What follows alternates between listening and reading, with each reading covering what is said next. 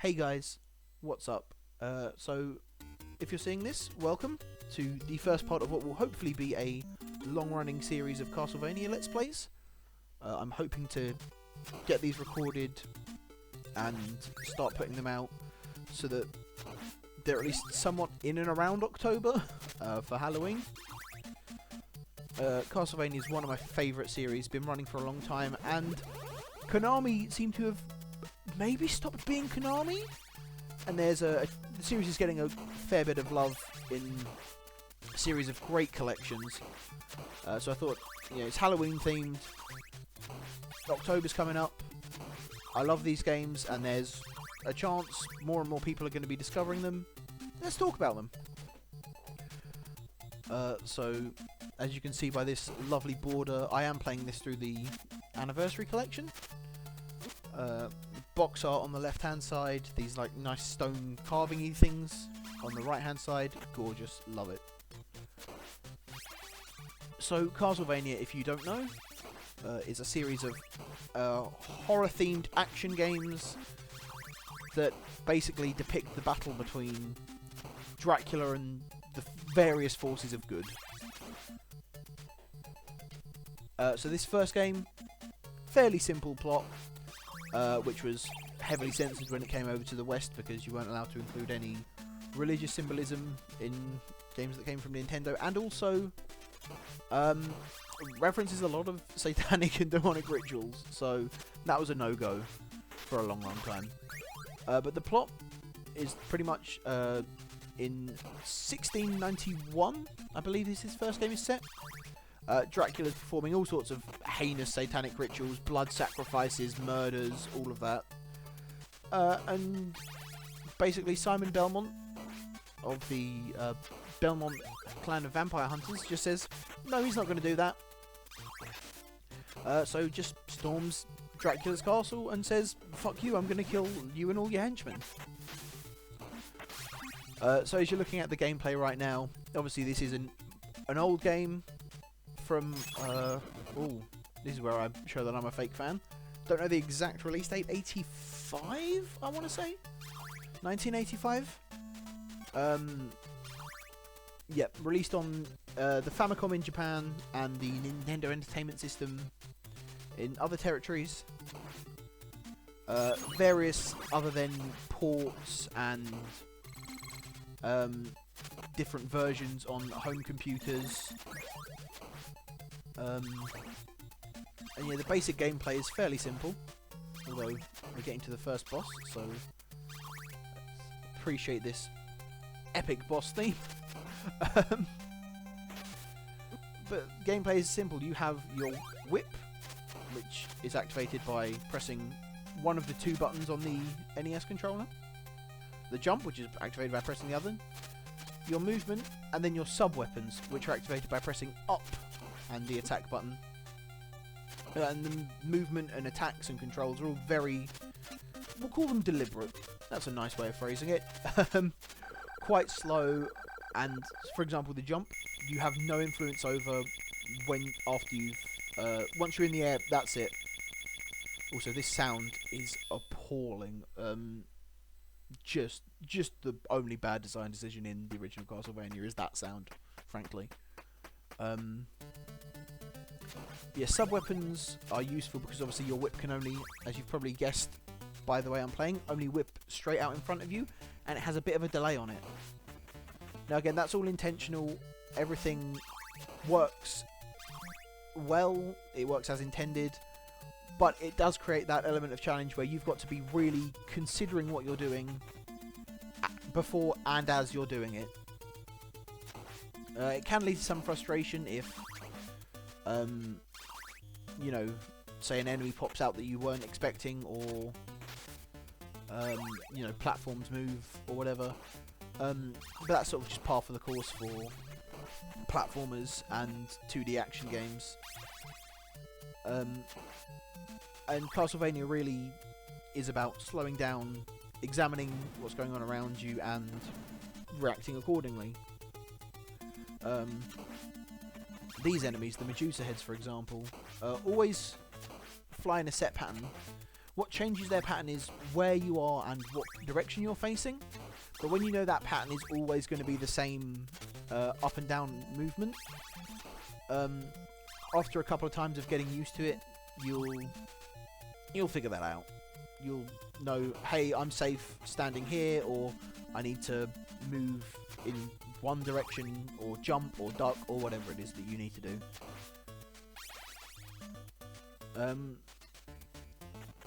So yeah, Castlevania is kind of an infamously difficult game, and I think people either more used to modern controls, or maybe people who played it when they were younger and didn't want to, you know, slow down and consider things, just wanted to rush in, you know, like it was Contra or something. Yeah, I can imagine having a frustrating time. This is also obviously from the perspective of someone who's been playing this game for over a decade. First got into Castlevania when I was about 13, 11 years ago. Christ, I'm getting old. So obviously I've had a lot of practice, particularly at these first few stages. But having got into some of the more basics, let's get into some of the more detailed talk about this game. So yeah, that story, first of all, blood sacrifices, just a random He-Man ass barbarian running in to fight Dracula because he wants to. Kind of, that's all you need for an action game in the mid 80s. God, these bone pillars are. Yeah, some of the enemy names in Castlevania, like Bone Pillar, for those sort of skulls that shoot fireballs. But yeah, I mean, the story is, you know, fairly simple, but it gets the job done, sets a nice atmosphere, and that combined with the graphics, which for the time nothing really looked like this. Nothing really had this tone. It's great. Anyway, the concept of bringing in classic movie monsters as the bosses gives it a really unique and fun tone. Like Medusa here, probably inspired by the old Harryhausen movies. Great giant bat, kind of a bit more generic, but as we'll see, this is actually one feature I love that I don't see brought up much. The fact that the map actually follows the route of the level design, which is just, you know, you get this map showing you where in the castle you are, where in the castle you're going between stages, and then yeah, playing the stages, the routes along the stage match the routes you're taking on that map. It's just a nice little detail that makes the castle feel that bit more like a real fortress that you're storming. Yeah, these sub-weapons are obviously very helpful for, you know, the fact that Simon's whip has that delay and can only go in one direction in front of him. So these sub-weapons include the dagger, which we saw in the first stage, and we'll be getting a little bit more of a look at later. That sucks and is far and away the worst sub-weapon. It just goes in a straight line. It's quite quick, but as you can see, we've been upgrading the whip. The dagger only does the same damage as the basic whip. And again, it has very little utility because it shoots in the same direction your whip would be shooting anyway. And there are very few scenarios where it isn't just better to get slightly closer and use your more powerful whip. The axe which we saw, which we probably won't be seeing much of again, is significantly more useful, has an upward trajectory, which obviously we saw very helpful in the fight against the giant bat earlier. The cross that we saw act like a boomerang, so it does go out in front of you, but then as long as you don't catch it again, will fly behind you and can potentially hit enemies multiple times, get enemies in multiple directions if you have a couple flying across the screen, which in a couple of parts we'll see is very helpful. the stopwatch, which, as we saw, completely froze time for a couple of seconds. Froze all of the enemies and moving platforms in their place. So in stages, that's very helpful. I believe it's only effective on the Medusa boss, though. So in boss fights, not the most helpful thing, because really it will do is stop the music. Which, you know, maybe you don't like the boss music, maybe that's a positive for you. But what we've got right now is far and away the best sub-weapon in pretty much every Castlevania game it's in, the Holy Water. Interesting enough, the Cross and the Holy Water were renamed when the game was localized to English for the first time, because again, I think I previously mentioned the Nintendo's old policy of not having religious imagery or references in games. So instead of the Cross and the Holy Water, they were the Boomerang and the Firebomb. What we just saw there was an example of the Rosary item, which drops very rarely. Can't remember what that was renamed to, if at all. Might have just been something like Amulet. Kills any enemies on the screen. As you also saw there, I got kind of destroyed by those mummies that are our next cool movie monster reference.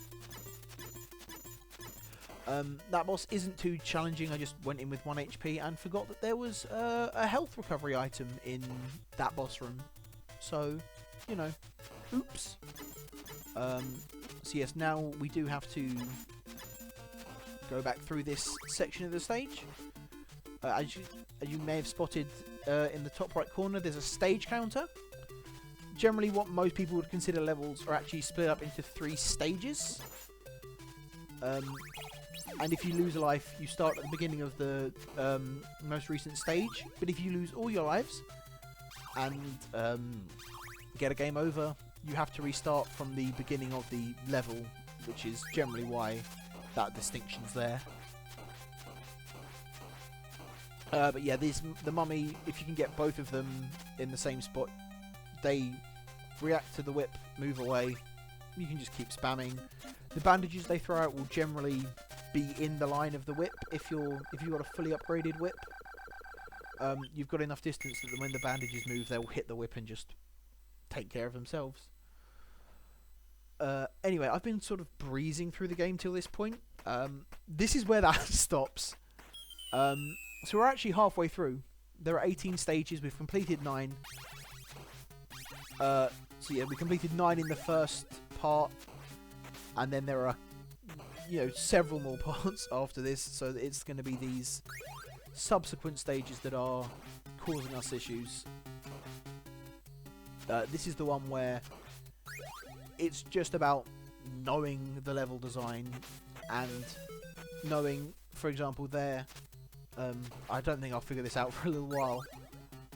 But when that bat's coming at you, you need to be on the left edge and make a rightward jump. To avoid it, you also need to not walk off platforms. Always helpful to not just walk off platforms into the water. But yeah, I really do like this stage's theming, if nothing else.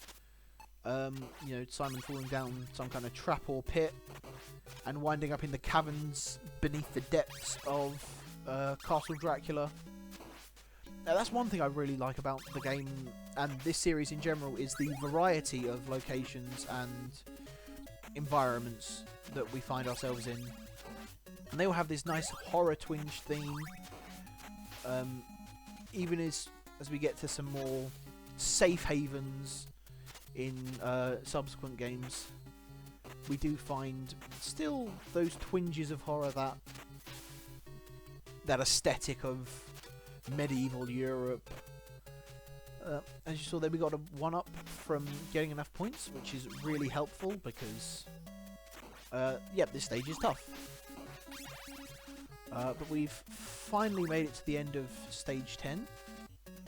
I'm sure stage 11 can't be that bad, right? I mean, if you saw the map, it's just a straight shot. What's the worst that could happen? the worst that could happen is this is a straight shot, and it's just filled with birds dropping fleamen everywhere. In front, behind, I think the birds come in randomly, and then also the fleamen that they drop move randomly. Now, it is actually relatively simple to hit them with... I'm experimenting with if the holy water is worth using here. I think it's just the arc on it is slow enough that it really isn't. Yeah, if you can get each of them as they land, it's actually fairly simple to keep on top of. It's just the moment you mess one up, it's going to start bugging around, start hitting you. You're going to be taking damage and getting stunned, and then more are going to drop in.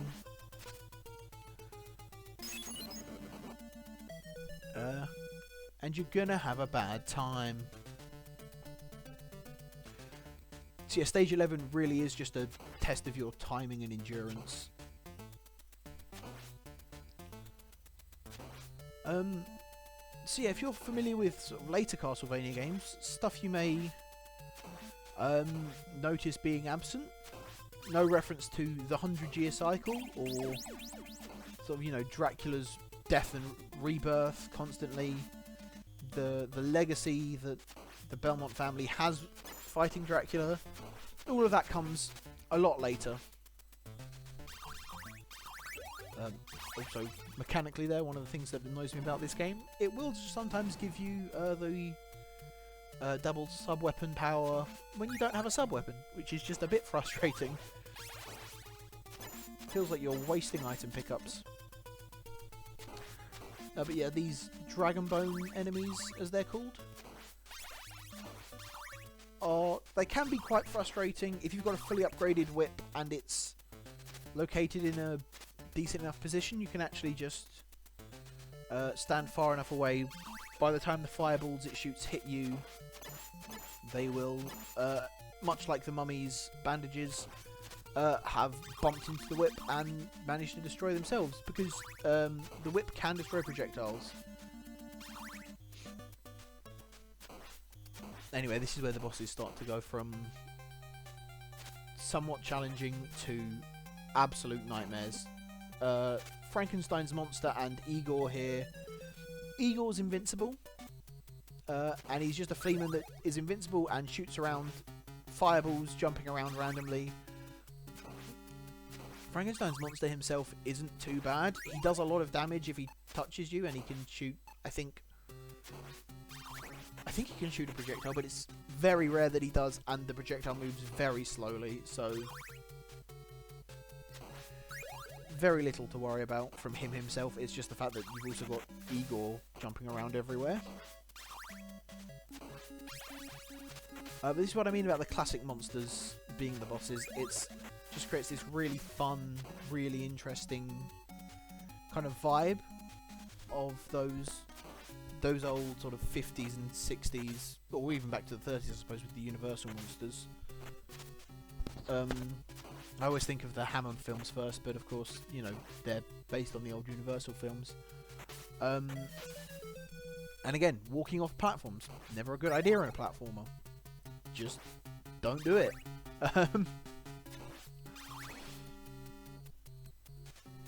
But you didn't, especially on the NES, you really didn't get this kind of vibe from games at the time. And again, I think the big thing about Castlevania is it is tough, but it's also incredibly, with a couple of exceptions, incredibly fair. Which I think, sort of, when I was going back and looking at the footage I recorded, it was like every time I made a mistake, I was like, no, that wasn't, I made that mistake. The game wasn't unfair, wasn't expecting me to do anything that, you know, it hasn't given me the tools to deal with. It's just, you know, again, this is an old game from the 80s. With no saves, the anticipation is you would just sit down and you'd play it until you understood how to play it, because that's kind of what there was back in the day. Obviously you had instruction manuals tell you the controls and the basics and stuff, but in terms of optimum strategies and stuff, that was up to you to figure out. You know, and you'd go to school and discuss that with your friends or read a gaming magazine or whatever. Yeah, it really, whether intentional or not, I always find it puts you in the mind of an actual monster hunter. You are like, okay, I've got to go and study, I've got to, you know, figure out the correct thing. I've chosen to go into this haunted castle, let's actually do what we can with it.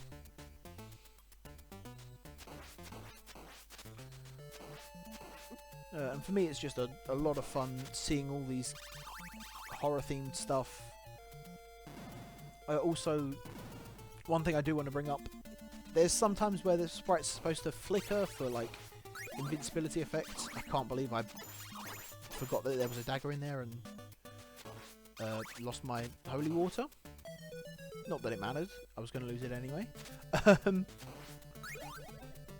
But yeah, the Anniversary Collection does that properly. It's my video capturing software that makes sprite flickering look weird. Like, for example, getting hit there, Simon should be flashing. Although, I imagine actually if I've got any epileptic viewers, they're probably pretty grateful it's not capturing the sprite flickering, so I suppose that's a win. But also some screen transitions you may have noticed, my capturing software doesn't quite capture properly. Anyway, we're coming up to the end of the part here, and this last attempt at fighting Frankenstein and Igor. So, as I'm about to get completely demolished, I suppose I'll discuss how I'm handling deaths. As you've seen, I'm leaving in deaths and fails and game overs and whatever. The only time I'm editing them out is if it's basically a whole 20-minute part of me not getting through a level. Thought you probably don't want to sit through, 20 minutes of nothing happening and me rambling. That's if you already wanted to sit through some stuff happening and me rambling. But yeah, that has been part 1 of Castlevania. Oh, also, because I'm using the Anniversary Collection, I am using saves. I'm only using them at points where the game would give you a continue. But anyway, that's part 1 of Castlevania. I hope you guys enjoyed it, and stick around to see part 2.